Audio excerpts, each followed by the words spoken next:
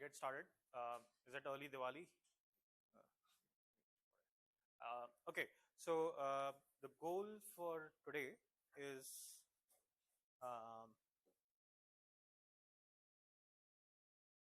to do single cell. Hopefully, the screen comes up.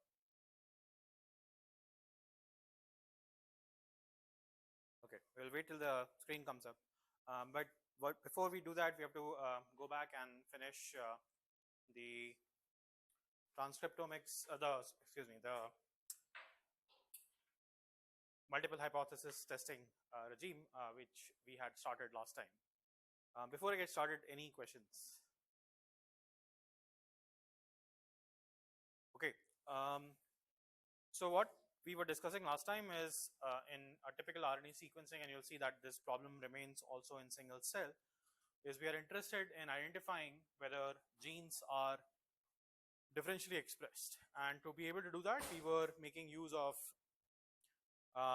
statistical testing framework, because if you see a gene measurement like this and another gene measurement, this is cases and this is disease, just being able to see the measurement, which is broadly called the effect size, is not sufficient, because this is biology, and biology is a very interesting but also a very noisy science in some sense. That if I were to again go back and measure this case in a separate person, I would probably see a bar which would have looked like this. So any study that we do, we want to account for inherent heterogeneity across samples. And then the way broadly you will summarize this information is with use of your error bars, for example, and then say whether this difference, after accounting for interclass variation, is that something that would have that you would have expected by chance or not. And broadly, that's what is captured in these two curves here. The cases curves is your null hypothesis. The null hypothesis here is that there's no difference between cases and controls. And the alternate hypothesis is there is some difference between cases and controls, and of course the direction doesn't matter. Usually the direction doesn't matter in these settings. And here what I have drawn is depending on what you write, something is greater than.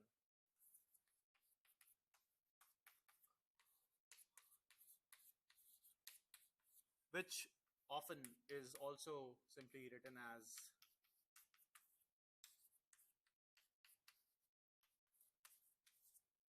right. So that's what overall is the hypothesis that you're testing. In our case, this means that any gene that you're testing, this is not. I will use this term called DE, differentially expressed, and in this case, is it greater than 0 or it is less than 0? That means it's differentially expressed. This is a hypothesis test, so just being able to observe these differences doesn't mean much unless it is statistically significant. How to assign that statistical significance? We have seen it in a very loose fashion so far. Broadly, the idea is that you create a test statistic to consider this. For example, in this case, I will take mu C, I will take mu D, and in the denominator, the easiest test will account for some shared variation between these samples. And broadly, you can sum up. This could be one test, which is broadly what your t statistic tries to capture, right? What are we saying, right? Like, what do we do when we say that? What is the test statistic? That test statistic is something that if the null hypothesis was true, this variation, which is the mean divided by a pooled variance, will follow. So it won't follow a normal distribution, but it would follow a slightly. How does a t distribution look like? Huh? Skew? No, there's no skew. Fatter tail. That's the t distribution. Fatter tail. So otherwise, there's no much difference between T distribution and G distribution. It's the fatter tail which actually allows it to um, capture the kind of stuff that we want to capture, because if we knew the variances, then it would have been slightly tighter, but we don't know the variances, so that's why it's slightly fatter. That's one way to understand what is difference between a T distribution and what is difference between a Z distribution. Okay, is that clear? We'll not go too much into details because we don't have, I usually don't do that, and we unfortunately also are running slightly late on schedule because of holidays and other things, and of course I have also been slow. But hopefully today is one of my favorite personal lectures, but I should be able to do justice to it. So I'll keep moving.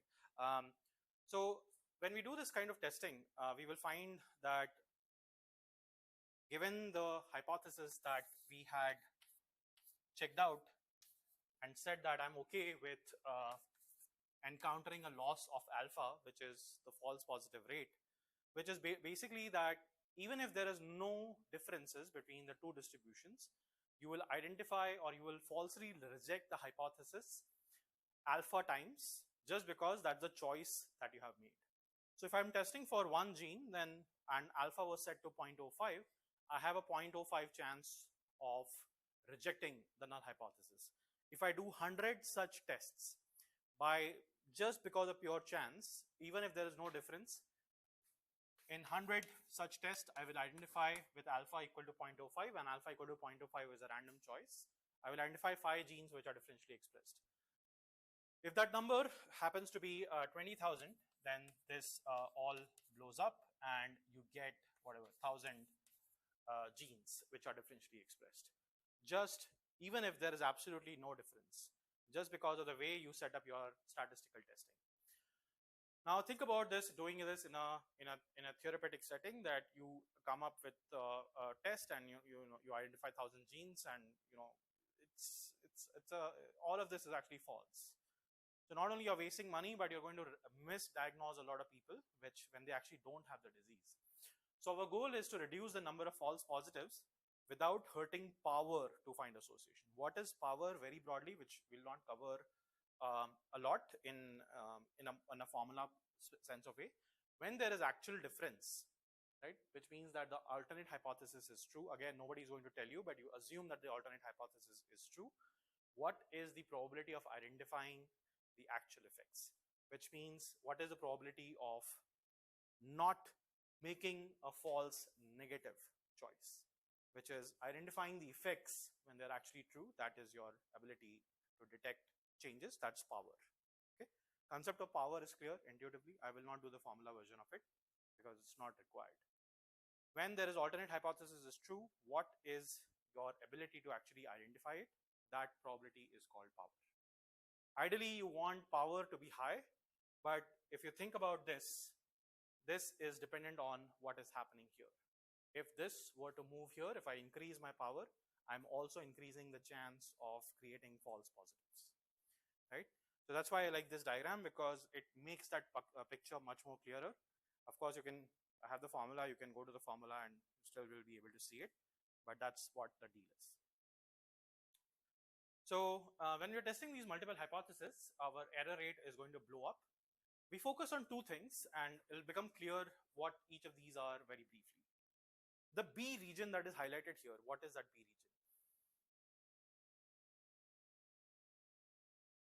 False positives, right? B region are false positives because this is, if this is true, this is my probability of falsely rejecting the null hypothesis. The A region here is the power. What we ideally want to do is we want to minimize B, but also maximize A.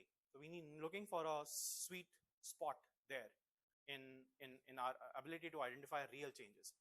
I don't want this to just control the number of false positives without actually giving me the promise that I should be able, if there are changes, I should be able to identify it, right? So one way to reduce this false positives would have been that I move this curve all the way here. But what it would do is, if there are actual changes in this region, it will not identify them. And I want to keep that ability to be able to do that.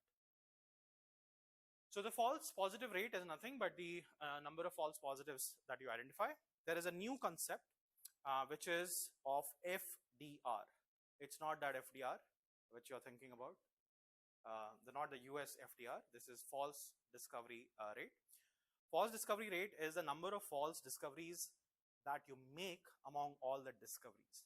What is a discovery? If you reject a null, that means that's a discovery because it's the gene in this case that you're going to identify that doesn't satisfy your null hypothesis.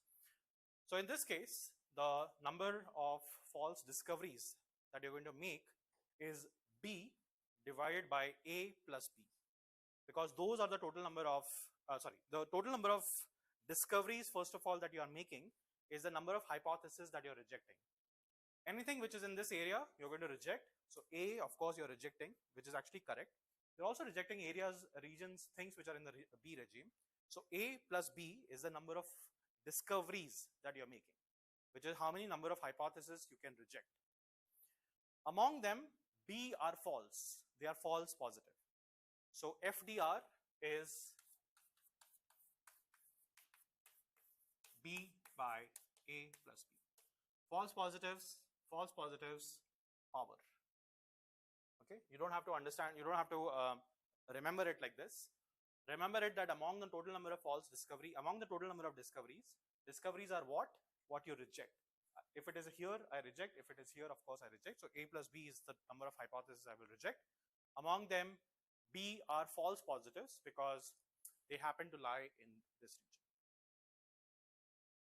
Okay, and that's what this slide tries to show. Your FPR is nothing but the area that you capture in the B region, and your FDR is the area that you capture in B upon the total area that you have for making discoveries, which is A plus B. In an ideal scenario, since I told you that what I want to do is I do want to keep making discoveries, but I want to minimize the number of false positives. My focus is not on just minimizing this number, but to be able to also capture that among all the discoveries that I'm making, I want to minimize how many number of false positives that I make. And that's why you want to minimize this quantity and not just this quantity. Is that distinction clear?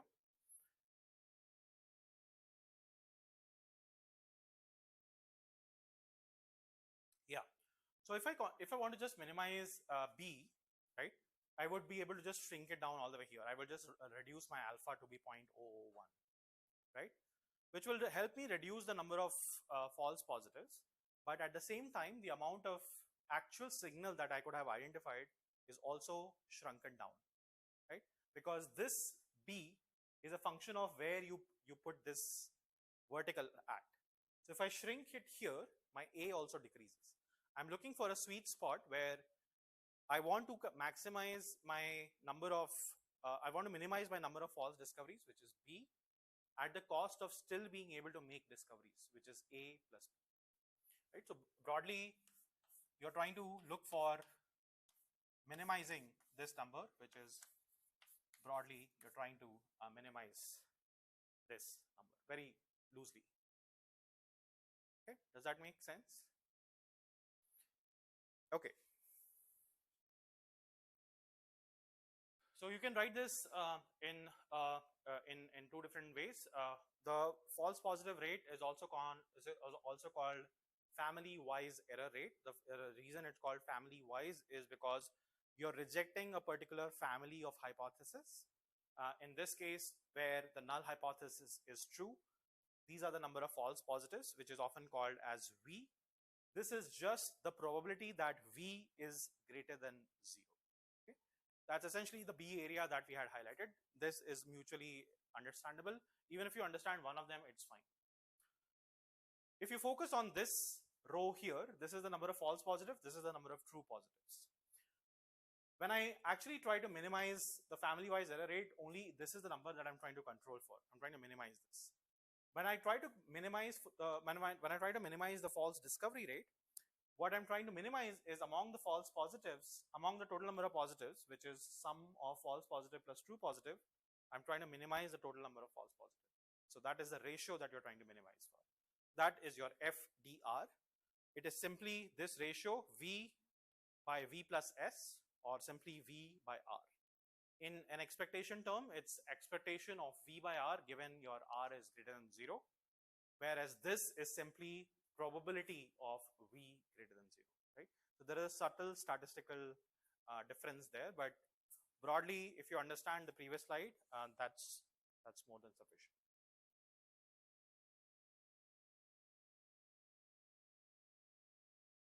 Yeah.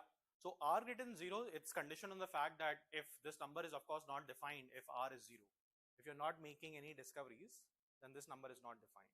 So the first thing that you're conditioning it on is R is greater than 0, and then you're multiplying it by the probability that R is greater than 0. Sorry? It has to be greater than 0. This is a statistical version, a statistician writing, being very, very thorough, basically. That's all. Okay. Any other questions? Okay. So slightly verbose slide here, but the idea should be very, very clear, right? So we are assuming that there are m number of genes. If there are m number of genes, we are testing m number of hypotheses, and you get m corresponding p-values, right? So for each gene G1, you have a p-value p1. If I want to control my family-wise error rate, it is the number of false discoveries that I'm going to make. My family-wide error rate is what? Is the probability of having at least one false positive, right? It is the probability of V greater than 0, which is basically the probability of having at least one false positive. I want to control this FTR, right? I want to choose my value of alpha so that this probability is below that threshold. Is that description clear? There are a number of hypotheses that I'm testing. I am interested in identifying a threshold for my individual tests such that once I do all these tests based on that threshold, the family-wise error rate is controlled. The family-wise error rate is what? It is the probability of having at least one false positive. Okay. How would you, if this description is clear, how would you do it? If it is not clear, I'm happy to explain again.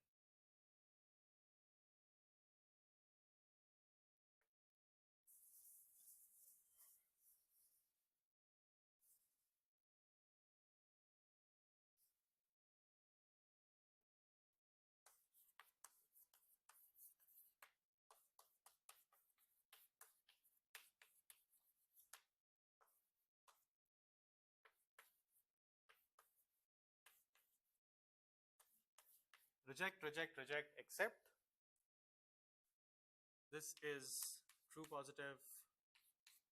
This is correct, as in I will write the actual value. So actual is that this should be rejected, this should be rejected, should be rejected, and this should be rejected as well. Okay, actually I should have done the other way around, which is failed to reject. Sorry, this is except, which means it's true. All of them are true, and this one you end up rejecting. The probability of making at least one false positive. So you have one false positive. If I do it by my usual standards, I will have each of them have satisfied this threshold of alpha. And what I want to say is that this probability that I found, in this case, the probability of identifying at least one false positive is 1 by 4, which is 0.25. It's pretty high based on my threshold, whatever threshold of my alpha that I chose. I want to say that how you should determine this alpha should come from the fact that whatever alpha that I chose, this number should not exceed below a pre-decided threshold, which in this case, I wanted my alpha prime, which is this probability. I'm okay with this number. It should not blow up. Okay. If you remember, when we started the discussion, we said that if we start testing just for, if one of them, the probability of identifying one false positive is in one hypothesis is 0.05. In M hypothesis, it gets multiplied, right? So it would have been m times that alpha. I want to control it. Yeah. How will you control the alpha? Yeah, that's all. That's all. That's Bonferroni correction. Basically, it's a very famous correction. It was a paper that came out in 1936, very commonly used way to correct p-values. What broadly it tries to do, this slide should have come actually, I forgot to get the transitions right. But very simply, what you're going to do is that alpha that you decide to choose, because you know beforehand that if you don't adjust, this is the number of errors that you're going to create. You choose an alpha which is even more stricter. What you would have chosen 0.05 randomly, you would now look at how many number of tests that am I going to do, and then divide your alpha, divide your p-value by the total number of tests, and use that as your threshold. What it tries to do is it controls the overall error rate. How does it do that? So the probability, the family-wise error rate is the probability of making at least one false positive. This here represents the I here represents each gene. The union operator there represents that how many number of false positives I'm making. Is it 1? Is it 2? Is it 3? Or is it m naught? Whatever that m naught is. That number should be less than equal to that you want. Ideally, you want it to be below a certain number, which is alpha. If I adjust for this fact, you can always, in this case, you can exchange the union operator. So you bring it out. Pi, if I set this to be alpha by m, this inequality, if you remember last class, I had said without showing you the proof that in a null case, p-value follows what distribution under the null? Uniform, right? Which means what is this number equal to? Uniform distribution looks like this. If this is 0, this is x. Probability that the number is less than equal to x. What is uniform distribution? Let me ask a simple example. So 1 to 5 is the range of where anything can take, let me take a 0 to 5. What is the probability that this number is less than 2? Yeah, right? That's what this is. Equal to x, where x is between 0 and 1, right? Simple to calculate. This is just all uniform bars, so 2 by 5. Similarly, if this was between 0 and 1, that is whatever that number is, divided by 1, so that's x. Since it satisfies that property, you can multiply that m naught into alpha by m. So this probability that this is equal to less than alpha by m is alpha by m, and that's how you get your alpha. This is called a Bonferroni correction. Bonferroni allows you to control the family-wise error rate. Family-wise error rate is the probability of making at least one false positive.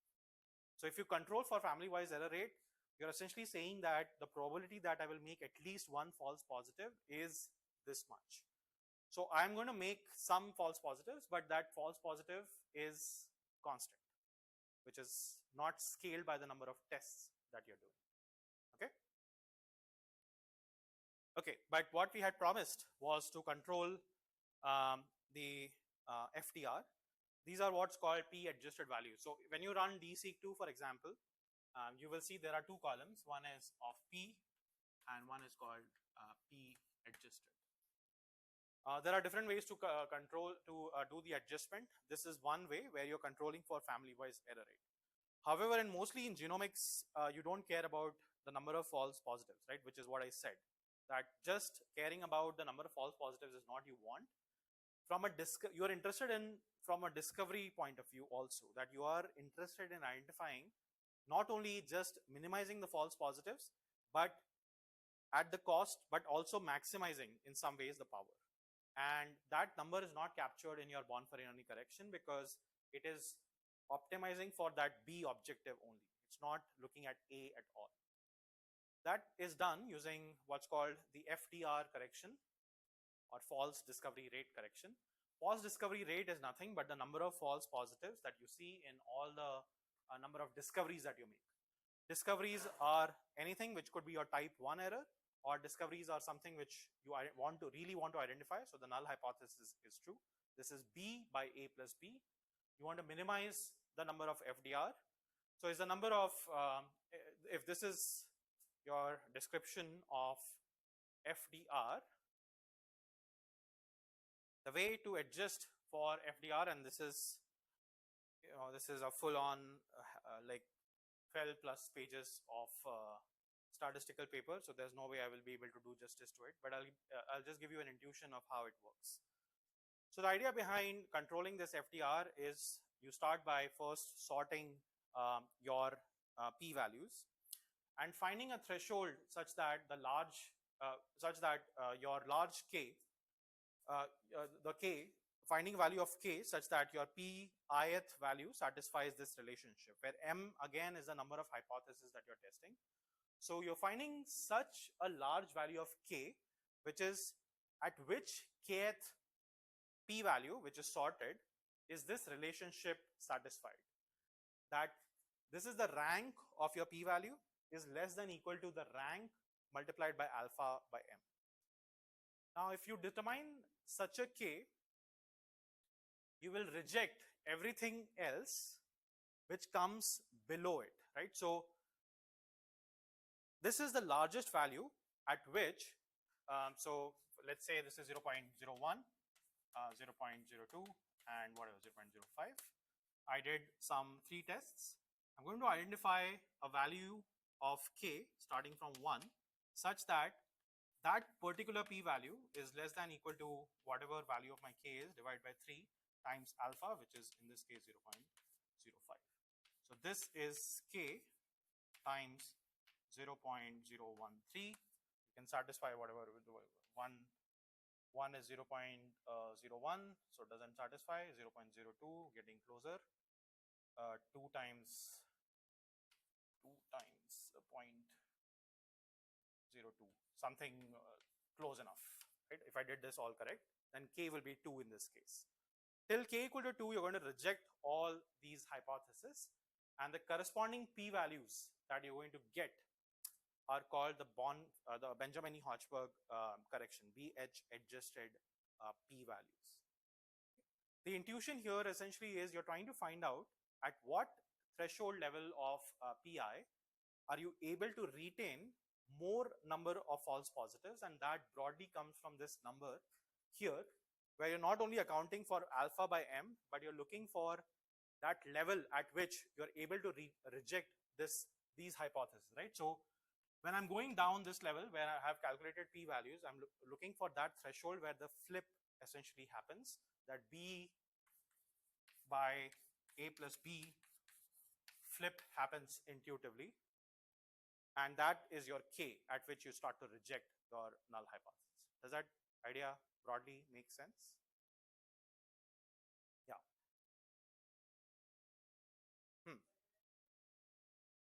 The main objective is to control the number of false discoveries that you're going to make. The number of false discoveries, for example, in this case was just 1 here, where all of these should have been accepted, but this one we ended up rejecting. Okay. Now, in this case, it's a simple example because let's say me add one more example. So there are 5 tests. Now, among those 5 tests, we have 2 discoveries. Discoveries are where we have rejected the null hypothesis, and the total number of discoveries the total number of discoveries we have made is 2. Among them, this one is a false discovery, right? So this is 1 by half is the FDR rate. The reason I'm doing this 1 by half or 1 by 2 in this case is because in this case I binarized the things and said that I know the actual status, but I would have done this because I have access to a particular p-value. What I want to say is you would like that p-value threshold to be adjusted such that this number that I get at the end of the day is a smaller number and not as large as what you get. And in this order, when you go down, you're trying to determine at what point does that flip operation happens. which gives you very, very small p-values below which you're going to, the b to a plus b flip happens. So that is the level of alpha that you should be choosing. Right? So broadly, you should be choosing an alpha which is smaller to begin with. Right? Is that idea clear? Like the first operation that you should be doing for any of controlling any of this is your usual alpha of 0.05 is not something that's going to work. You need a smaller value of alpha because you're testing for multiple hypotheses. And in order to correct that, you are bringing in a machinery which allows you to figure out what is that right alpha. The first way, in the first example when we corrected it for in the Bonferroni case, we had a different goal in mind. We said that when I'm doing this tests, then this is the number of false discoveries that I make. This is the number of false positives that I get. I want to reduce it, so let me reduce the value of alpha here. Okay. Broadly, in this case, what you're trying to do is as follows. Let me draw it. Maybe that will make it clear.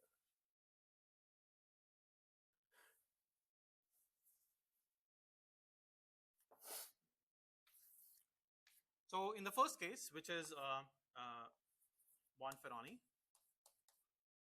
you had an alpha here. Now, if you had n such things, this would lead to n alpha f peak. I want to control this rate. The way I control this rate is very simply, I said, let me choose a smaller alpha, right? So my number of false positives are reduced. In the second case, which is your BH, which is your Benjamin-Hochberg, you are trying to control for your ratio where you're not only interested in reducing this number, but you're also interested in maximizing this as much as possible. For this, you need to be able to look ahead. You need to be able to sort of figure out what is that simple adjustment that I need to do that not only this gets smaller, but this gets maximized. The way you are doing this is you're saying that let's start with looking at each of these curves and rank them, and let me stop rejecting, or let me figure out how many of them satisfy this relationship. Essentially, what this relationship is if you were to plot these p-values here,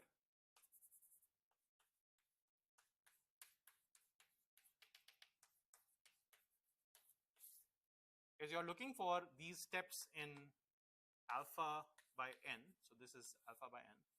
This is 2 alpha by n, 3 alpha by n, and so on. At what point should I draw a vertical, which is, horizontal, which is your value of k, which tells me that all the values below this are small enough so that all these hypotheses can potentially be rejected. And the reason this works is if all these hypotheses, if all the ranked p-values are small enough, in a sense, when you look for the overall adjustment that has if you look for that particular flip point at which you have achieved this to be less than alpha, that intuitively is okay, let me gather my thoughts about how to make that clear. So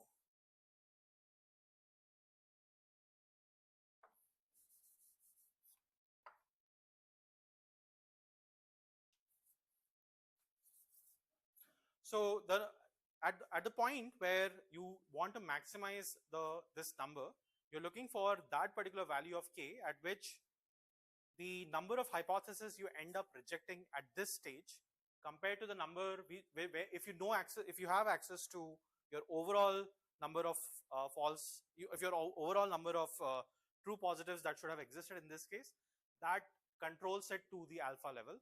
We will not be able to actually go to the formal proof because I'm actually also blanking out on the formal argument there. So let me get back to you how exactly this helps you to reduce it to alpha. The proof is I'm actually fully blanked out right now, but it's also not very straightforward, and also I don't think we'll be able to cover it in the class, but I'll still give you the intuition next time. Okay. Okay. Okay. So in that case,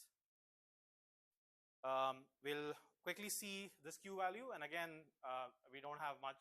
We'll not do the proof version of this. There's another concept of being able to control the number of false positives, which is using Q values. Q values are similar to Benjamini-Hochberg, but they give you a slightly better promise at controlling your FTR. We'll again skip the proof. This is something which you can in principle use for your projects. When DH607 gives you the output, that is your P adjusted, which is Benjamini-Hochberg corrected. Okay? So those values are Benjamini-Hochberg corrected. Sometimes you would prefer Q values in essence of the number of, when you're controlling for FTR, Benjamini-Hochberg is much more stringent in the way it controls for FTR. Very simply, Q value is a slightly better approach at giving you slightly better FTR overall. Okay, that's what I want you to remember. Don't worry about the proof because even I don't understand the full proof. In R, this is very simple to do, which is p.adjust. You just specify what is the method that you're going to use for correction. Is it Benjamini-Hochberg or is it Bonferroni or whatever that you whatever you like.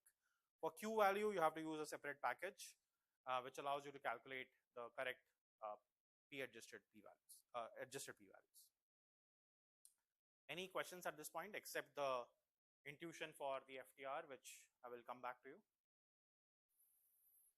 The intuition for the Benjamini-Hochberg. The FWER Bonferroni one is the easiest to understand. The Benjamini-Hochberg I'll have to get back to you. Okay. Any other questions? Okay. If not, we'll start the actual class, which is on understanding what we have done so far. So broadly, what we have done so far is being able to understand at what level do we measure the information, and what we had started for was looking at the tissue level. We had taken the tissue, we wanted to identify what is the RNA molecular makeup of this particular tissue. The way we had done this is we had said that there are poly A tails attached to these RNAs.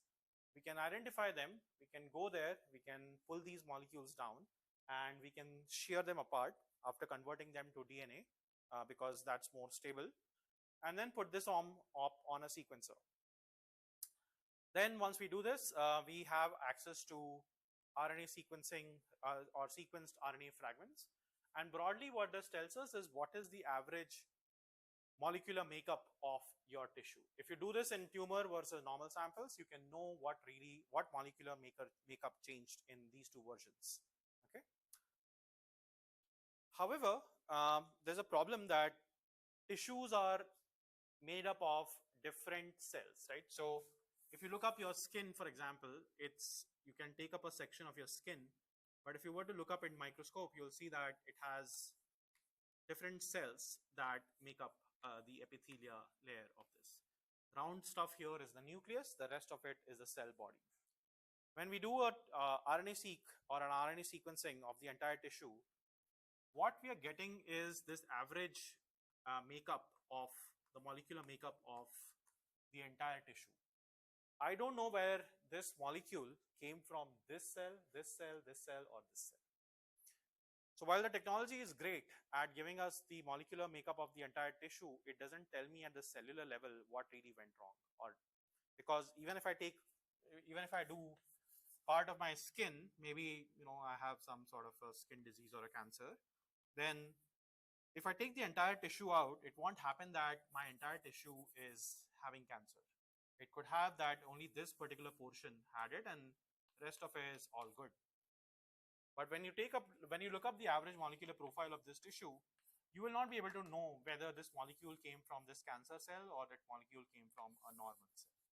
And that is a problem that we would like to ideally solve. Is this what? This is what happened. No, in biopsy, what you try to do is you will take the slide or you will take the tissue slide. Well, it is at the single cell level. That's a good example. So what you do is you will take the tissue slice, you will put it on a glass slide, you will stain it. So this is your, let's say, slice of the tissue. Now this is made up of different cells. Now the molecular pathologist will come in and looking at this cells will look at what is the shape of the nuclei. Is it constant? Has it blown apart? Is it shrunken? Like a lot of cancers have this kind of weird nuclei, or nuclei would have expanded, or sometimes you will have one cell with weird two nuclei. You will have a makeup where cells are totally, in this area where there is actually cancer, they would have started to merge into one each other, or you would have a lot more density of cells. The rest of it is just, just floating tissue. But if there is a lot of cancer spreading in particular region, you'll see a lot more mass overall of cells. So the pathologist, through their microscope of 1000x, 100x, whatever, they're able to look at what really went wrong here. That's what, like, a lot of people who do histopathology, that's what they essentially try to do. And of course, the humans can detect it, and there is a promise that AI will be able to do this, but we're not there yet. Okay. So broadly, if you look at the RNA sequencing, and if you take brain as made up of these Lego pieces, what you get out of the bulk, which is called bulk RNA sequencing, because you'll see in just a bit why it's called bulk, you have lost two levels of information. One level of information is you have lost is what was the spatial location of that molecule that it came from. Did it come from the front of the cell, the front of the brain, back of the brain, or what? And you've also lost this molecular makeup that the brain was made up of. You have an average version, you know that there are so many Lego pieces that you have access to, which came from this brain, but you don't know that all the red pieces were supposed to be here, and they have a very special meaning as compared to those blue pieces, and so on. Right? So you lost the average makeup that the cell is made up of. To solve this, there is a new technology which was developed 15 years ago, which is called single cell RNA sequencing, which can solve this problem. The problem of studying this kind of expression at the tissue level is, it could happen that overall, when you see the makeup of the genes, when you don't have any groupings in the cell. So I measured the molecule. So I have a tissue A, whatever, and I'm measuring gene A and gene B. And I have, let's say, I'm plotting the expression profile of what does gene A vary with respect to gene B. I have multiple samples where I'm plotting this expression. Maybe I get a profile which looks like this anti-correlated profile, that if gene B is high, then gene A is low. My average, this is something which I'm doing at the tissue level. So I have multiple patients where I have measured gene A and gene B, and I would get this kind of a profile. However, when I actually go back and assign identities to these cells could have come from one cell type. So all these cells, before I actually do the measurement, I have no idea where do they belong to. But if I were to get to know their identity, individual identity, I would realize that each of these correlations are actually positive. And that is something which you would not have been able to measure if you are doing a bulk RNA sequencing of the entire tissue. Because that bulk RNA sequencing, which is your average, which is the RNA sequencing that we have studied so far, would mask out what is the identity of individual cells. It gives you a general relationship of what is the molecular makeup of your entire tissue. So here, if you notice, there is positive correlation. This effect is known as a particular paradox. Anyone knows what is that called? So first answer the question, and then I'll take your doubt. No, I'm just kidding. Yeah, please go ahead.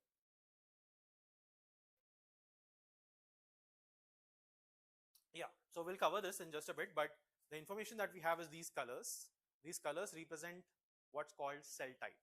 So tissue is made up of individual cells, but those individual cells are not fully distinct.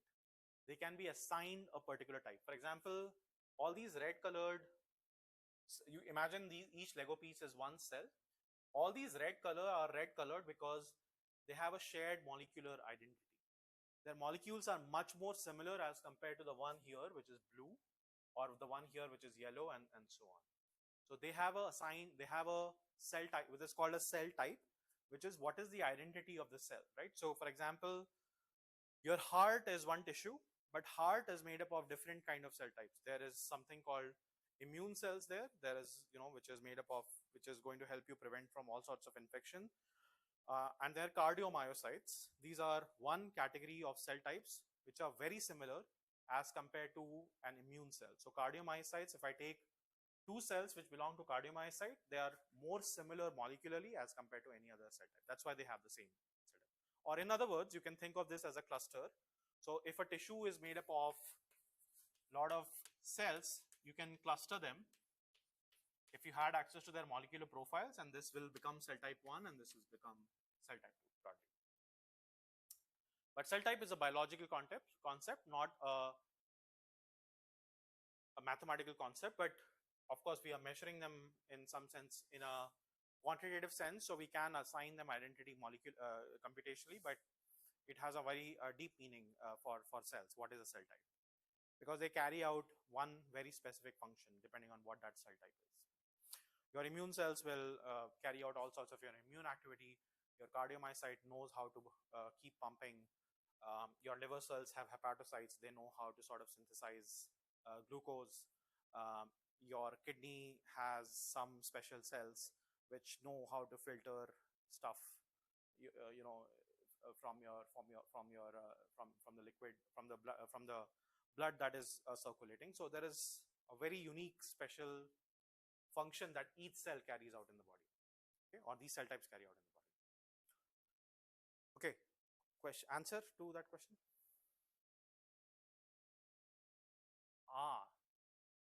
Not the C value, but I wonder why did you call it the C value? That was assignment 1, by the way, the C value paradox. What is C value paradox?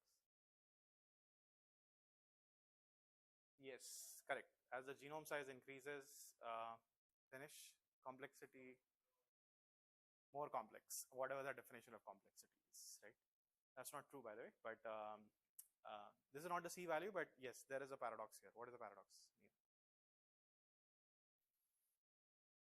So you Google UC Berkeley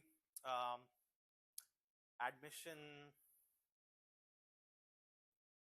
Have time? We'll come back to it if there is time, okay? Because I will avoid going on tangents, but we'll come back to that question. So target tissue, what we try to solve is we want to retain the identity of each individual cell. So we will profile them using single cell RNA-seq. This is called scRNA-seq for short. It allows you to measure the same stuff. You're still missing the RNA, but you're measuring them in single individual cells. Okay? So why should we worry about doing this single cell stuff at all? And this is an example that illustrates it. Imagine you had 6 cells. Each of this color here represents the molecules coming from each gene. So gene A, gene B, gene C are the only 3 possible molecules. Each individual cell has a special meaning, so it has those genes expressed. So if you don't see a gene here, which is, for example, you don't see purple here, that means gene C is not expressed in this cell. In this cell, gene A and gene B are not expressed, and so on. And what you will notice is that the blue and the red, or the purple and the red, never co-occur together, right? They never ever co-occur together in the same cell. The red and the green can occur, the purple can occur with the green, and so on, but the red and the purple don't occur together. So if I were to do a bulk sequencing, which is if I take this, that my tissue is made up of these 6 cells, if I measure this, what I will get is, I will get that each gene has 6 molecules. I will not get any more information. But if I were to able to retain the identity of the individual cells, I will be able to measure that everything here will appear to be positively correlated because you take multiple samples and all of the time you get 6 samples, 6 genes of 6 molecules of each gene. But if I were to able to do this in single cell, I will be able to learn that there is a covariation pattern among the molecules, which means that if purple is present, the red is not present, which is negative, right? So that is one key factor why you want to do single cell, because exactly that is what is actually happening in your body, that certain cells will express certain markers and certain other cells will express certain other markers. Okay. So the technology that made this possible came out in 2009. It's called single cell or scRNA-seq technology. This paper, what they did, okay, so let's talk about how would you do this? How would you do this? Any ideas? That information is not on the slide, not in this one, but how will you do this? This is a molecular question, right? Now we are transitioning more to the biology side of the course. So we are, if you remember, we were on the roller coaster, right? So we went up, down, down. We are leveling out now and into the molecular biology domain. How will we solve the problem of, I want to measure, I already have the technology that I can do this in tissue. How would you do this in single cells?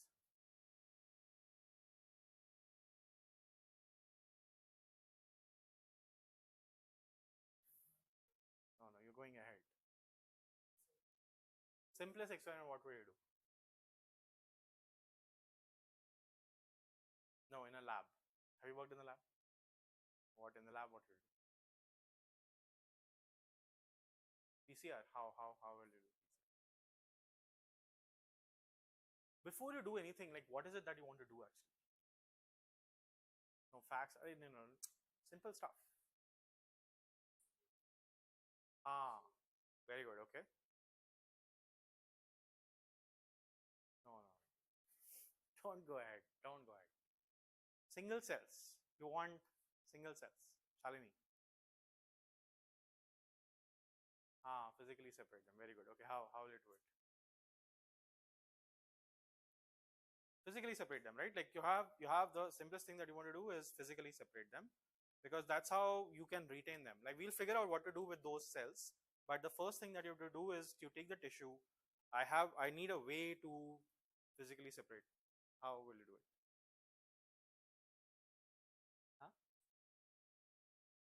Huh? That's centrifuge.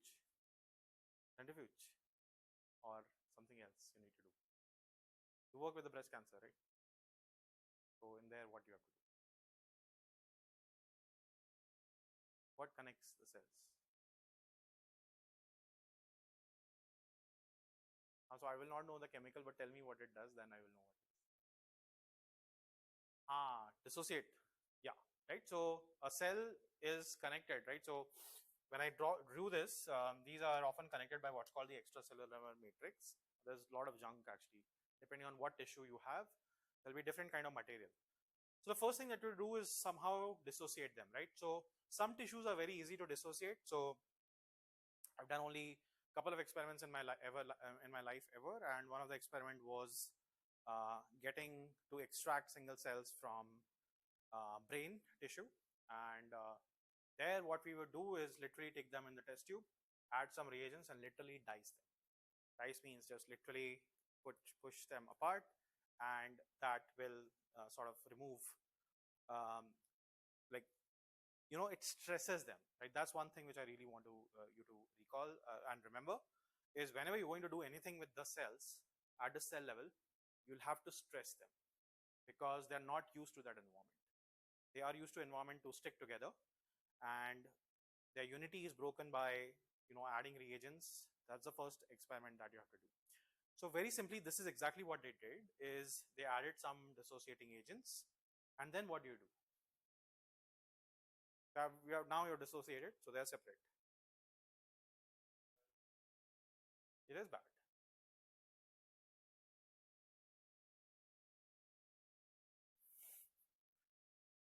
I have a question to ask them. If you don't stress, how does information come out? Stress, right? You get stress in life, that's when you do really nice things.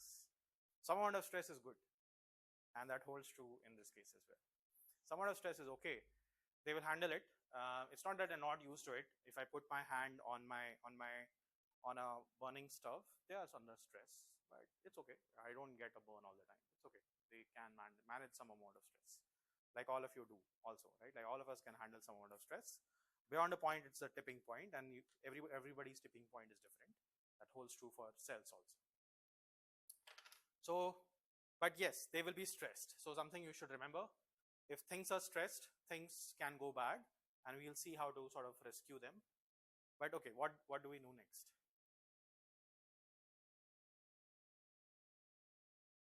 Okay, segregate them, fine. Okay. Then now I want to remove the molecules from each cell. What do you do? Okay, you have to lyse them, but before lysing, you have to pick them, no? How will you pick them? If I lyse them all sitting up on the same dish, then again I lose out the information. Yes, you can add molecules and you can keep them separate, but somehow unless the molecule gets attached to the RNA, you will never be able to figure out what came from where. Because you are still sequencing. Huh? This is not imaging. Imaging you can stop where you are doing, because then you will know that each cell has one color and then you can image. But now I want to tap into their molecules. How will I tap? Okay, now. Huh? Before barcodes. Simple. There are no barcodes. No barcodes. Simple. I will tell you the number here. 13 cells or 16 cells. That's all. Single cell sequencing of 16 cells. Somewhere it should be there. Or I will maybe show it next slide. 16 or 20 cells, whatever. Any thoughts? People who have done experiments. You have cells separated. You want to tap into their molecules. Because after you tap into molecules, you have the technology to profile them. Tapping as in all it means is these are already separate. Okay, they have their molecules. I want to get their molecules. Let's say you only have one cell. Then it's okay, because I can just put this on the sequencer, I'm done. But I have multiple such cells. Before barcoding, so you can attach some of the ideas that came up just to speed things up. You can attach some barcode, like you can attach some molecular marker, let's say 1, 2, 3. Some fluorescent signal you add individually. But then what do you have to do? Huh? Sorting. Okay. What is sorting? Fine. It flows, it got separated. That's fair. Okay. And then you sequence it. Sure, you could do that. So there is I think it came up, there's what is it? Fluorescence assisted cycle cell sorting. Yes. Okay. Thank you. Fluorescent assisted cell sorter. You can use FACS. You can sort certain certain cells, and you can do it. Before FACS, 16 cells you will not do FACS usually. You can do it, but easiest, crudest experiment. Okay. Cells, how do you pick one cell?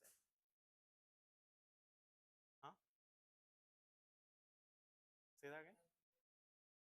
Antibody, cell surface protein. Okay. Getting closer. So this paper and some other papers, how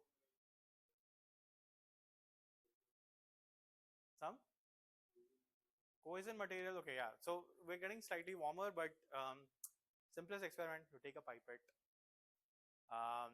with the smallest diameter.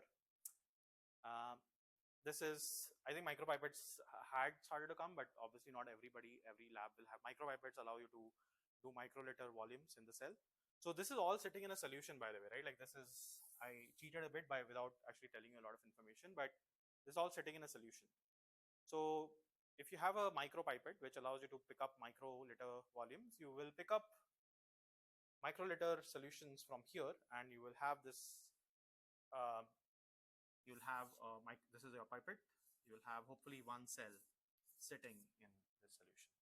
If you don't have it, you will, and then once you pick it out, you can do whatever you want. In that chamber, you can add all sorts of reagents, prepare it for sequencing, and then send it out, and then you're done. Of course, it won't be that easy because you don't have that many molecules and so on, but broadly that is the idea. Okay.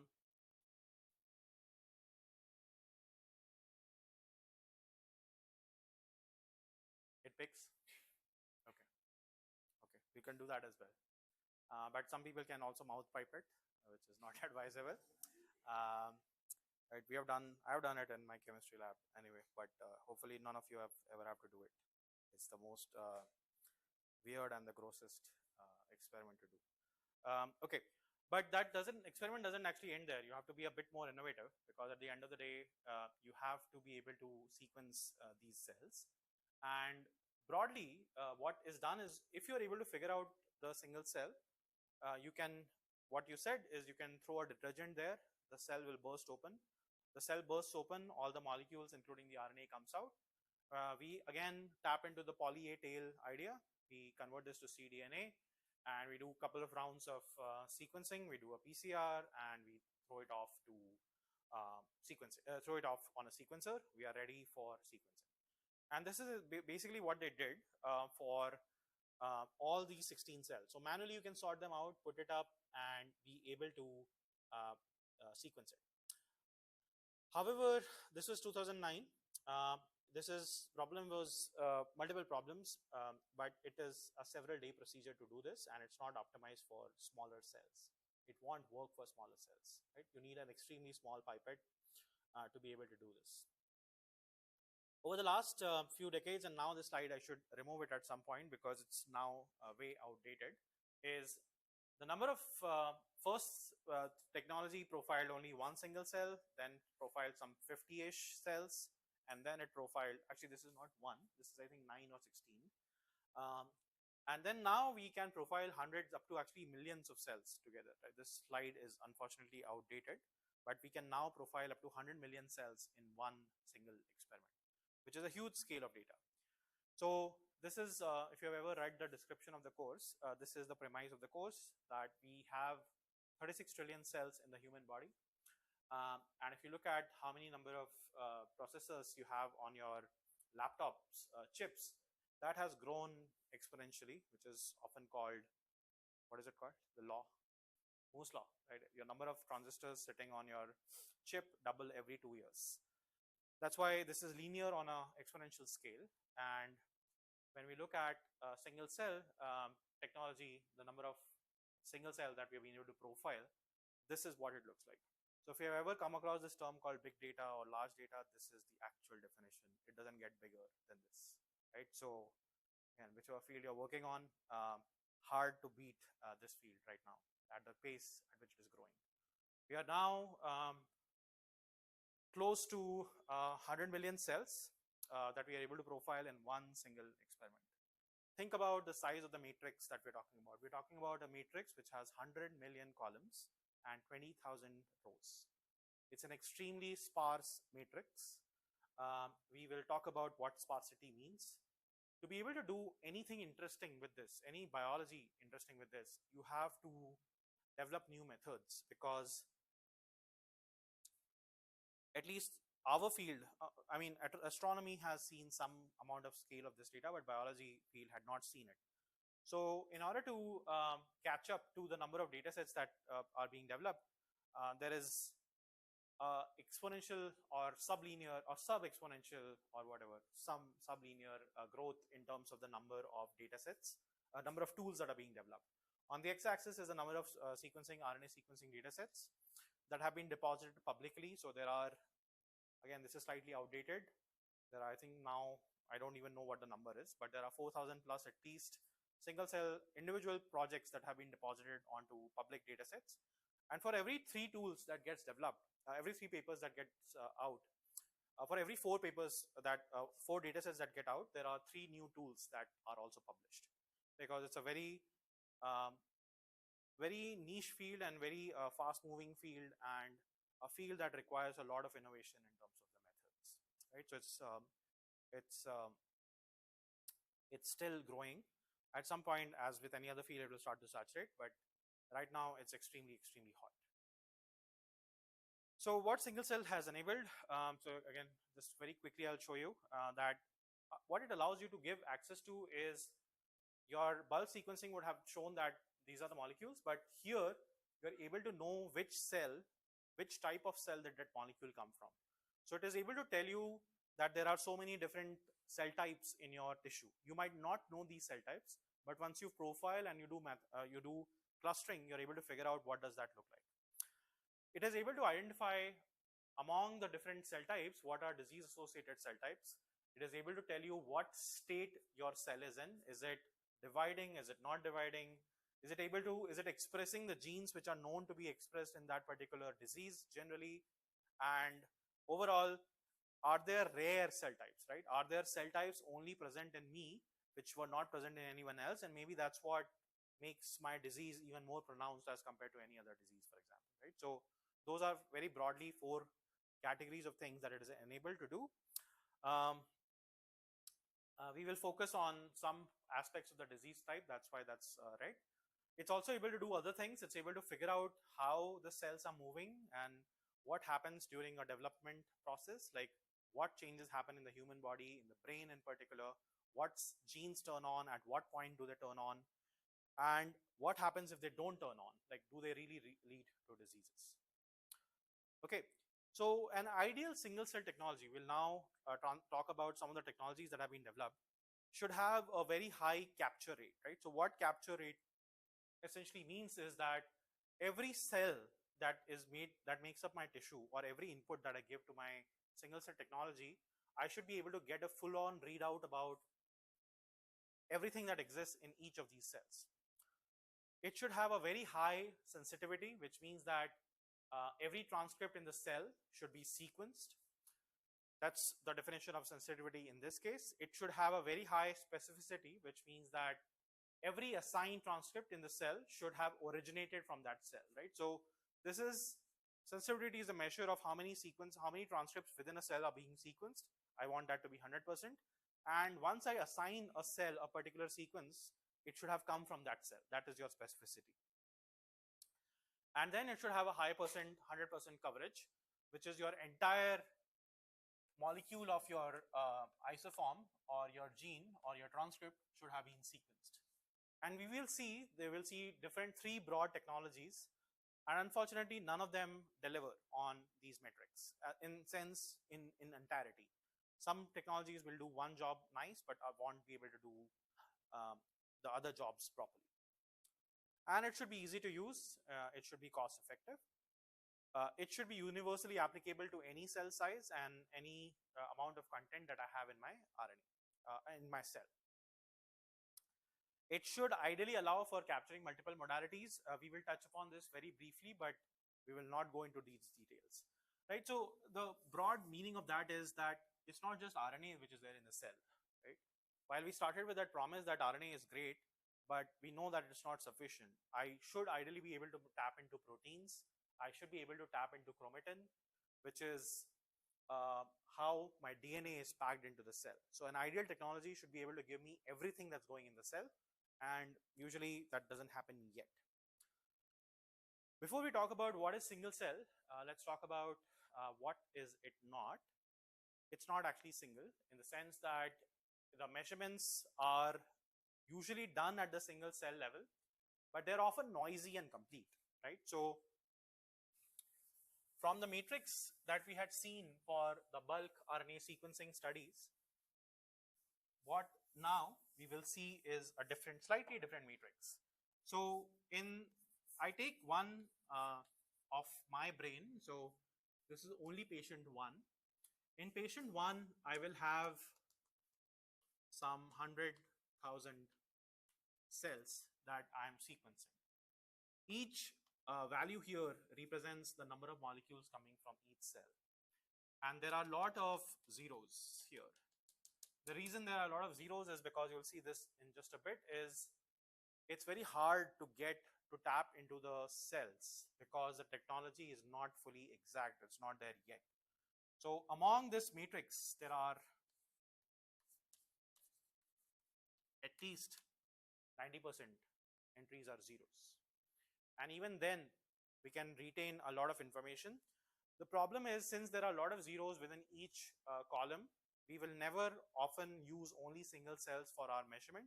We will club them into what is called broadly cell type, which we will determine computationally.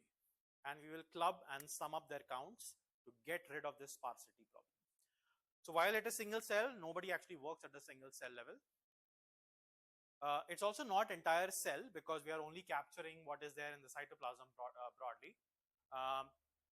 If we talk about single cell RNA-seq, right, there is also a nuclei version of it, which will profile what goes inside the nucleus. So this is your nucleus, this is your cytoplasm. The single cell or SC RNA-seq captures what is going on broadly in the cytoplasm. It can, in fact, also sometimes get what is happening inside your nucleus, because if you remember your biology from this class, the transcription process starts in the nucleus and then it is exported out when the splicing happens. These are your nascent transcripts which have not been, the splicing hasn't happened yet. If you want to capture this, you will perform snRNA-seq, which is called single nuclei RNA-seq. So both of these technologies have their own advantages and disadvantages. Single cell is good if you want to capture everything that's going on within the cell. Single nuclei you would prefer if the tissue has been sitting around there for a long. If you have frozen samples from like 50 years ago, actually 50 years too much, but 25 years ago, then the RNA in the cytoplasm decays much faster. But the nucleus is generally very intact. So a lot of previous samples, if you want to sequence, you would perform single nuclei RNA sequencing or snRNA-seq. In essence, both of these are not entire cell because they don't capture everything that's going on inside the cell. Actually, it's not even RNA, right? So single cell RNA-seq is not actually RNA because they consist of sampling cDNA molecules. You will see what that cDNA is in just a bit, which is a good proxy for the absolute number of RNA, but it's not the total number of RNA, right? So like any other technology, this is it's a proxy for RNA because you've done a cDNA conversion, and that conversion is not often exact. Okay, and of course, but it is sequencing, so that part remains, but it is not single, it's not entire cell, and it's not fully RNA. There are a lot of single cell technologies, and unfortunately this slide is also a bit dated because this is taken from a review. We will not have time to cover all of them, but I will give you a gist of, I talked about the first paper which looked at pipetting single cells and doing it, but of course that is not scalable, and of course you cannot do 100 million cells with that technology. So we will focus on a few of them, starting from SmartSeq2. So before we talk about individual technologies, one key takeaway that you should remember is hopefully this slide, which says that what is that central process which combines which every single cell technology works on. The simplest process that single cell technology works on is the first step, which is dissociation. You have a mechanism with which you can dissociate these cells. Then you have a mechanism which you can physically separate them, right? So here you are physically separating them, and you will see that there are two ways to do it. One is you can put these cells in wells or in test tubes broadly, in individual, so that one test tube gets, or one well gets only one cell. Then you perform a cell lysis. The moment you perform cell lysis, you can use detergent, you can use your Nirma, you can use your any other powder, and it will burst. All the molecules come out. Moment the molecules come out, you add what Vaishnav and I think who was saying barcode? Yeah, Vaishnav was saying barcode to it, right? What is a barcode? A barcode is a measurement which is just a molecule which tags all the molecules which are coming out from a particular cell. It gives the identity that all these molecules originated from this blue cell because I added these molecules, separate molecules in each of these wells. Okay, how these molecules are added, you will see, and it's very, very interesting. And I really, really want to cover it today. And then you do an RT and put this on a sequencer. Okay, there are multiple methods, starting from mouth or micropipetting, to doing microfluidics, to doing FACS and robot sorting, to doing microfluidics and droplets. We will focus, a lot of this has phased out. We will focus on the droplets part. When I was actually in doing my PhD, The second method, microfluidics, was everybody just talked about it, and by the time I finished, the era was over, and everybody had moved to doing microfluidics. So the essence is the field moves so fast that like after having spent 1.5 years, I think now I'm like at least 1 year behind the field because I'm not able to catch up to the papers that are coming out, and it's unfortunate, but yeah, it is just the power of the field. Okay, so there are two paradigms in which you perform what's called library preparation, right? So you will see this term, might be seeing this term for the first time, but what library preparation means is you're preparing the molecules to be sent to sequencing. That's basically what you're trying to do with the library preparation step. These are molecular libraries. That's why you're preparing. That's why it's library preparation. So the first paradigm is what's called plate-based sequencing. Okay, so just pay attention for the rest. I will finish in 11 minutes, right? So pay attention for the last 11 minutes, and this is what I want you to remember because some of it will get super technical. But single cell technology, there are two single cell type of single cell technology. The first single cell technology, first version of single cell technology are called plate-based, where you literally take these 96 well or 384 well plates. Each well will get one single cell. You perform a lysis. You perform within this cell, within this well, you have a way to deliver the barcodes, which are again molecules that will get attached to all the molecules that come out of your cell. Within this chamber, you're also adding what's called a lysis buffer, right? Lysis is just your detergent. Cell bursts apart. You get molecules. Molecules get attached to the barcode that you added, which is what you see here. And finally, you end up sequencing that particular part. You can now pool different. Each well will get one barcode. You have 96 wells. So if I take this particular well and I add each single well, if I can preload it with one single barcode, which is easy to do because you have these multiple pipettes, which you can multiply pipette different molecules into different wells. You add the cells by again doing another round of pipetting. You burst it apart, and everything that comes out gets attached to, ligated to that particular barcode that you added. You put them together and then you sequence it. Why are we marking cells twice?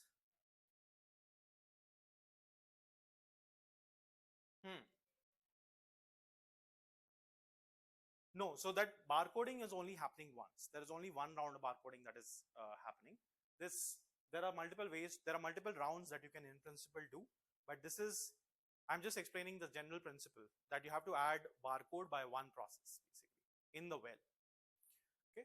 The advantage of this paradigm is that you get, you can, if you're doing this in plates, you can get a full length transcript to be synthesized, and then you can do this, you can go very deep in terms of your sequencing levels. However, the number of cells that you can get out of this technology will be limited because you're limited by your plate size, 384, 96, or so on, right? Like it won't be able to get much. The second paradigm is called the droplet-based methods, where any chemical engineering person? Chemical engineer? Yeah, chemical engineer, right? Okay, you're also chemical engineer. You're not chemical engineer? You're part of the chemical engineering department. Yeah, so chemical engineer, this is the application of chemical engineering. You have a reaction chamber. What is that reaction chamber? That reaction chamber is nothing but droplet. That droplet is formed out of an oil. It's an oil droplet sitting in the emulsion, in the oil emulsion. What this droplet does is you encapsulate the barcodes along with the cell in this droplet. Rather than using the wells as a separation chamber, you're using droplets to separate out different cells. You will perform again lysis. This will come out. You will have molecules attached to that barcode, and then you will break the emulsion. So you'll break that droplet so that now all these molecules can come, you can sequence them. The advantage of this is that it allows you to get extremely high throughput. You're not limited by physically separating them into these physical wells. each droplet, as long as you can create a droplet, is a well, right? It's a reaction chamber that you're able to create on the fly, and that's why you can get extremely high throughput with this. However, yes, coming to it in just a bit. Since you asked that question and we have limited time, let me start with that. Okay, this is what is essentially happening in this droplet sequencing technology. You have a mechanism by which, using the viscosity of the fluid that you have one chamber where you are making a liquid flow with which you are flowing the beads. What are these beads? These are hard beads which have molecules attached to them. There are two molecules attached to it. I will come to it in just a bit. One is a barcode and one is a unique molecular identifier, or UMI. As it goes, because there is oil flowing through this particular part and there is a cell flowing through this other part, at some point, if it will create, because of the viscosity change, it will create this kind of a droplet pattern. And when the droplet gets created, the goal is that you capture one cell and one bead. That bead is bringing with it a lot of barcodes. Each cell can have like a lot of molecules. You want all the molecules, all the RNA molecules, to get exactly the same barcode. Okay, so you capture them, a cell and a bead together, and then once you can add what's called a lysis buffer. So it comes with the lysis buffer. The moment it gets, the lysis buffer gets in, the cell bursts apart, molecules come out. As the molecules come out, they will go and attach the beads that you have. These beads have sequences, barcode and UMI. Now these barcode and UMI are attached to each of the molecule that is there in your cell. You can take these molecules, you can sequence it, you will know which molecule came from which cell, because all the molecules that came from one cell will get that one barcode, okay, which is blue, yellow, or red in this case. Yeah.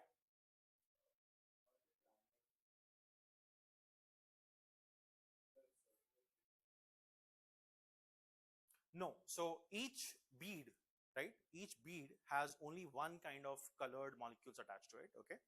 When it forms the droplet, the goal is that you will control the rate at which these droplets are getting created such that it encapsulates only one cell. Doesn't matter what type of cell it is. At this point, you don't care what type of cell it is. That you will figure out computationally what type of cell it is, right? Whether it's that pink cell or this blue cell, you don't have to worry about it, okay? Because your molecules that you're going to measure will tell you that what cell it is.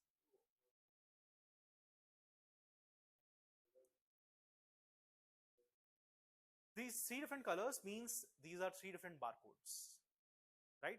This is a sequence actually. I will come to it. Let me come to it in just a bit. I will come to all these ideas. Okay, let me use this slide to actually motivate what is happening. So this is your bead. It's a hard-coded or slightly soft, again, metallurgical engineering and chemical engineering. Like, that's what the application of this is. It's like you can think of this as like a styrofoam, but a harder styrofoam. On that styrofoam, you have molecules attached to it, right? There are three molecules that you see here. One is the red one, which is your PCR handle, which is just going to help you do the PCR. Next, what you have is the cell barcode.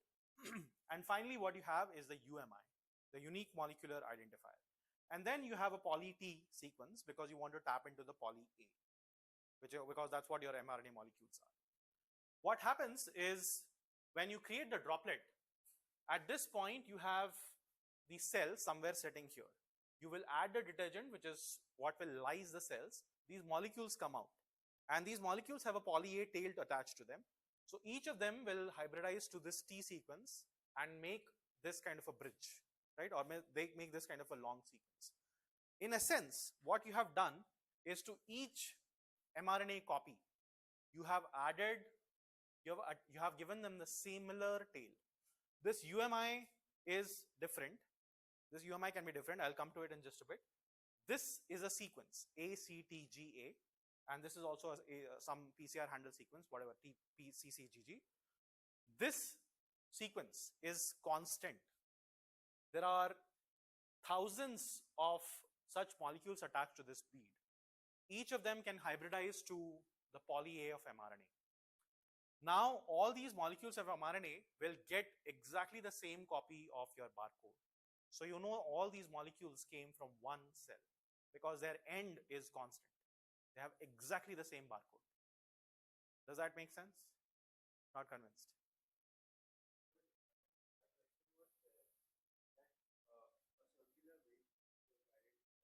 Hmm.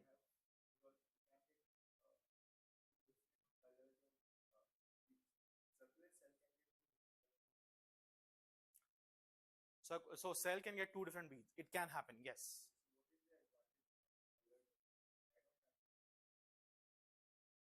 There's nothing like colored bead. No. That was example. Three different beads was to represent that there are three different barcodes possible in that case. It can, no, you want to have as many barcodes, as many unique things as the number of cells that you have. Right? Tomorrow when you sequence this, it should be able to tell you that this is only common in cells, all the molecules which came from the same cell. Let me show you an example.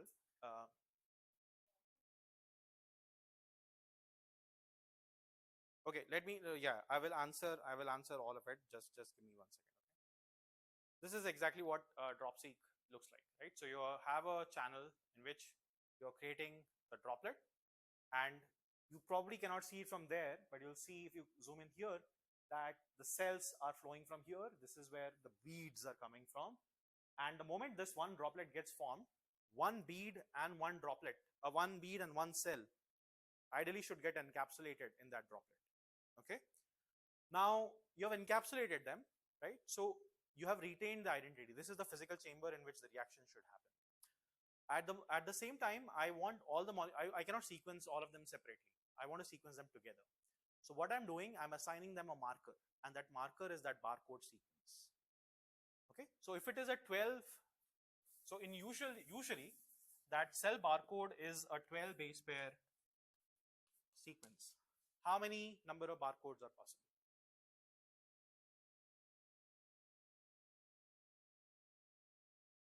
No. You have done this in the class, the assignment.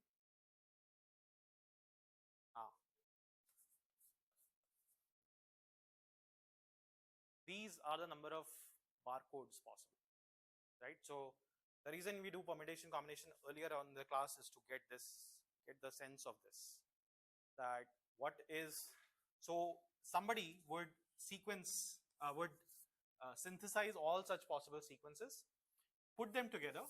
So this is your 12 base pair sequence. This is your UMI. I will talk about UMI in just a bit. Slightly technical, so we'll skip it actually maybe and do it in the next class. And then you have your T sequences. What is happening inside the cell? You have, I have a cell, so I have a lot of molecules. And in that entire thing, I've captured just one bead and one single cell. The mRNA will come and hybridize here, right? There are a lot of these, but all of them share the same 12 base pair sequences which are there within this droplet. These are single stranded. Yes, these are single stranded. These are single stranded. So your molecules will come and hybridize, and the molecules, once they come and hybridize, I will, I will at some point I will do. Depend. You can do RT here. You can do RT outside. RT is reverse transcription. You will convert them to cDNA, and when I sequence it, this is my mRNA. This is my UMI. And then this is my 12 base pair barcode, which is constant for all the molecules that I see. This is same for all the molecules that are part of this cell. And this molecule, this base pair sequence will be different in any other cell. They should not collide, right? That's the engineering part of it. That the way you will synthesize these have to be that I don't need actually 4 to the power 12 because I usually will not require those many cells. But if I want to do this for a million cells, I will use the 1,000,000 such million sequences which are distinct enough so that they don't collide, in the sense that my barcode sequence, if it is ACA, which is just 3 base pair barcode sequence, and if I have a choice, the next barcode I should do is very different, right? TGT, very, very different, or TGA, so that they don't collide. So that if I sequence tomorrow, I should be able to tell that these are different barcodes, hence they came from different cells. So you're going to only align the mRNA, but you will know what is its corresponding barcode sequence. And that's how you create that matrix which I had drawn. So the columns of that matrix are nothing but barcodes. They would look like this. Some 12 base pair sequence. This is your gene 1. All the molecules that have this barcode, let me just finish this with the 8 base pair sequence. This is the barcode sequence of 7 base pairs. All the molecules which have this barcode, I will assume, came from one cell. And then give them, this is the RNA count for that, and so on. Yes, now Tanvi had a question. What was the question?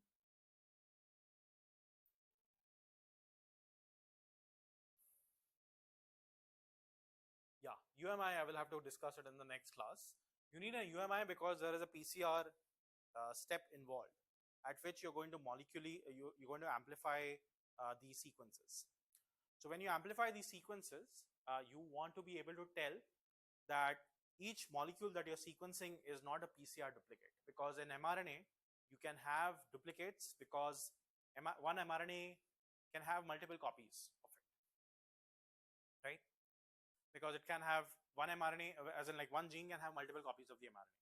I can have 10 copies, 5 copies, and so on. I want to be, because there is a PCR step involved here, I could end up artificially amplifying some of these molecules, which I want to differentiate and come back and say that no, these are not artifacts of PCR amplification, but these are actually unique molecules. By attaching UMI, what you do is, when this hybridization reaction happens, right, each bead, each such molecule that came from that bead has a unique UMI. It's a unique sequence, unique 8 base pair sequence that is attached to it. So even if my mRNA has, sorry, I will just take, just motivate this and I'll end it here. This is the example. For example, notice here that this is the cell barcode, this is UMI, and this is your cDNA sequence, right? Now cell 1 gets this, cell 2 gets this, cell 3 gets this, and cell 4 gets this. They all get it because they have exactly the same barcode. Look at the UMI. The UMI is different. UMI is different. Here, the UMI is the same. What that essentially means is the reason I'm getting exactly the same molecule, which share even the UMI, which has to have been unique within that same cell. The reason this is happening is because this molecule was PCR amplified. That's why I got exactly the same molecule next time. So I'm going to not count this as 2, but count this as 1. And that's what the use of UMI is. So once we come back on Thursday, Monday, of course, we are not here. Thursday, we will do a hands-on of single cell. So please bring your laptops. I might not send a reminder, but please bring your laptops. And we will finish this. We are almost there, but we have a couple more slides. Okay, thank you. No, UMI does get amplified, but when the attachment happened, right, that attachment is unique. So even if your, let's take the sequence, right? So this is your gene 1, this is the molecule. These are all the possible molecules, right? So let's say it expresses 4 copies. When the bead came,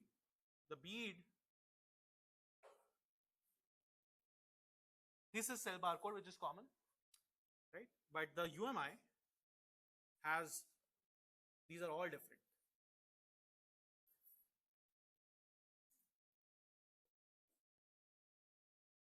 Okay?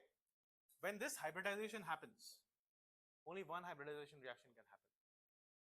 So this will get assigned here, this will get assigned here, this will get assigned here, and this will get assigned here. After this, I'm going to do a PCR because I need enough molecules to be able to sequence it. Now, when I do a PCR, I will get multiple molecules like this, right?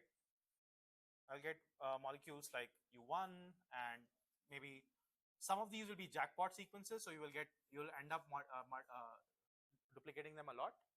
But what the process is saying is, given everything else was unique to begin with, when you did and you got this doesn't make any sense, because this has to be a duplicate, because it's mapping again to the same location in the same cell. So you should cancel this one and only use the unique molecule. That's why unique molecular identifier. The reason it works is because all of these are unique. Otherwise, it would not work, right? So each molecule, even if it is coming from the same gene, gets a special sequence attached to it. And that is its identity. Okay? Thank you.